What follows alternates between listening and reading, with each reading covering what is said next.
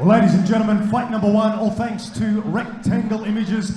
We're in the lightweight division. Let's meet our fighters. First of all, fighting out of our blue corner. He weighed in at 69.9 kilos on his debut here tonight. He fights at the Academy of Martial Arts in Byron Bay. Please welcome Dan Carroll. His opponent in our red corner also having his amateur debut here tonight. He weighed in at 69.8 kilos. He trains at the Shindo New Breed Gym on the Gold Coast. Give it up for Dan Kelly. 3 3-minute rounds under C-class rules. Carl Anderson is our referee.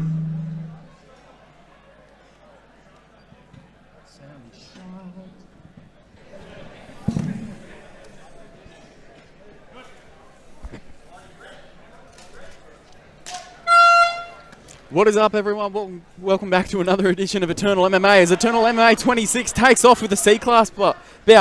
I am Jake, the MMA aficionado, back with Cristiano Del Giaco in a C-Class fight, as we said, with Daniel Kelly from Shindo taking on Dan Carroll, Extreme MMA Byron. Yeah, they actually started off straight away, and here we're coming into a guillotine from the full guard. Probably not in the best position to be finishing a submission here from that, yet he has been able to sneak his arm around. Now focusing on the arm, trying to scoot his hips out to the left side. We've got a Kimura locked on. I'll tell you what, for a C-Class bout, which often cops a lot of flack for their inability to strike the head on the ground, we're seeing some pretty intense action straight away from these guys. From a guillotine straight into a Kimura. They're definitely living up to the names that these prestigious clubs have put down. That's right, and it's a good thing too early on to start going for the submissions because they're not so sweaty. At this point in time, they're both fresh, both pretty dry, so you're going to get a bit more traction with the submissions attempts. As you can see, holding onto the Kimura there, both fighters named Dan. I'm trying to work him out here, but Dan versus Dan. Dan versus Dan. Oh, working into a straight arm now. Not in the best position. Oh, that is a tweaked elbow. Saw the grimace on the face then of the young fighter. There's actually an armbar reversal there if you can actually get to the other side. It looks like... Oh, he almost got around to it, but he makes it back into guard, even though he is back on the bottom. Very tough to get through that. Yeah, that elbow was a little tweaked, wasn't it? We'll see if that holds up or causes him a bit more pain as we go further on into the fight. We've got like a half butterfly position going on here now. We can utilise the right side butterfly for the sweep, which he's trying to do now, trying to take his opponent off to the left.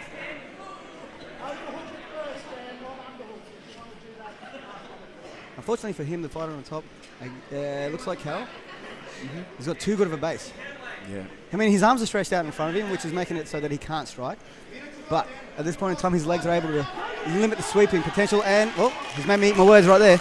Yeah, as he tried to go for a pass attempt, the momentum that he was using to get around the guard actually used against him, and he got swept over straight into a mount position here. Is it mount position? Oh, he's managed to regain half guard. It's interesting to see they're not actually wearing shin guards. Would that be a normal thing for C-Class rules? No. It's actually up to a lot of the time if the governing body who's doing whose jurisdiction it's under, they can come to terms with their opponent. Sorry to cut you off there, Jake. With another guillotine attempt coming on now. He's trying to use this guillotine either to submit or get the pass from half guard, which he's done nicely into the mount. Definitely looks deep, and he's got that arm trapped as well. As you know, it's so hard to finish a guillotine sometimes with the MMA gloves on. Most definitely. There's a lot to grab onto. What do you want? Ooh, where'd that go? I was going to say what he wanted to do is probably keep the grip of one hand and choose the other hand to try to push off and crank the neck. Now these ones are to the chest and to the body, but they're definitely going to score points.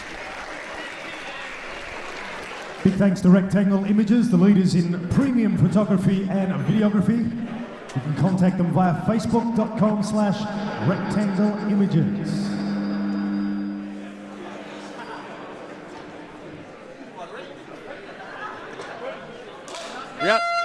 Round numero dos in this C-Class event in the lightweight division with two debutant fighters. Majority of the first round spent grappling. It was a back and forth affair with some sweeps, some submissions attempts, and it looks like it's going to go back down that way if Carroll has anything to say about it. You see Carroll maybe trying to set up another Kimura attempt on the left arm of Kelly there. Nice cage work. Yeah, good base as well to stifle the takedown attempt. to be looking to stretch those legs out. Oh, pulling it back from the cage and taking him down. Nice. We're back into the full guard position here. Now he does have the neck there, but we can't see how tight it is. It's an unfortunate position. Sometimes guillotine is such a dangerous choke, but unfortunately, it's one that can also blow your arms out if you put too much oomph into it when you don't have it on. Yep. High legs now, right leg trying to trap the shoulder. He's going for a rubber guard. Yeah, rubber guard position. To get an effective rubber guard, you want to look to get his left heel onto the hip to make some difference. Yeah, most definitely. Distance, sorry. Get a bit of distance, and it stops that. It stops the stack. It stops the posture. It stops him driving through and being able to take a lot of the effectiveness of that rubber guard position. And that's it. And the main thing you need if you want to pass a closed guard position is posture.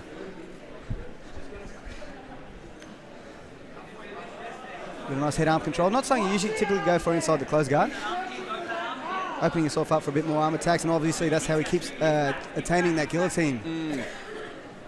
So there's a hip bump sweep there, but he's far too flat. He needs to sit up, and you could use that as a sweep. Definitely needs to get those hips higher for that.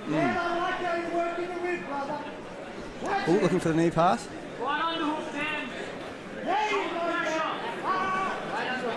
Ooh, was going to side control. He almost diverted his position and went straight into the mount. Definitely. Regained again with a half guard. Good job. So he's controlling that far arm there. Either he can go for a submission on this, but it's also going to stop him from being able to turn into him and utilise that half guard properly, getting the underhook like he's doing now. Now that from this half guard position, that underhook is it's most of the fight, isn't it? Oh mate, it's needed, absolutely needed. One, it's going to get your head close to the body, trying to avoid your face from getting punched to death. And two, it's going to be able to help you get up. Most definitely. Essentially back to your feet. Pass into mount. Now we saw who won the underhook battle there. The winner is usually the person who has the underhook, and he used it to get into a mount from the half guard. It's not the best position for Carroll on the bottom right now. Actually, no, he's able to get a half guard back. So what he needs to do is, as we said, he needs to get that right underhook. Start the fight for that right underhook, bury his ear, and that'd be his face right to the chest of Kelly. Yeah, from where we're sitting, you can see that he got it. And he's got it again. Oh, unfortunately, he let go of that half guard just that little bit too early, and he's used it to pass. Kelly back on top. It's the best bikes in the business. They specialise in Lamb's approved bikes. Make sure you check out the bikes scattered through the venue. Nightcraft Bobbers. This is the third and final round for these two guys. We've got Dan Carroll from Byron Bay and Dan Kelly from the Gold Coast. Let's make some noise for the boys as they get into their third and final round.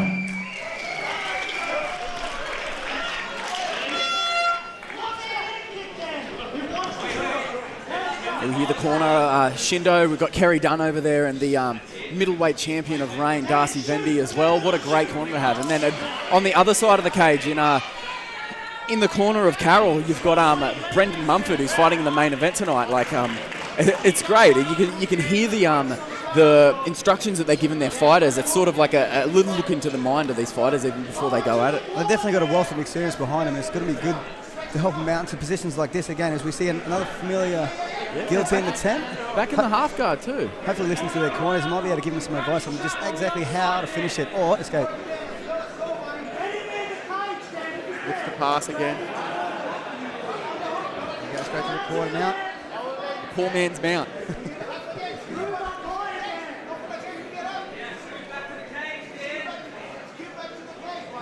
It looks a little slow, there's action here, but what's actually happening is that exactly that. He's looking to set up submissions, and he's looking to divert his attention away from the guard, from the passing, so he can set up submissions. That was beautiful.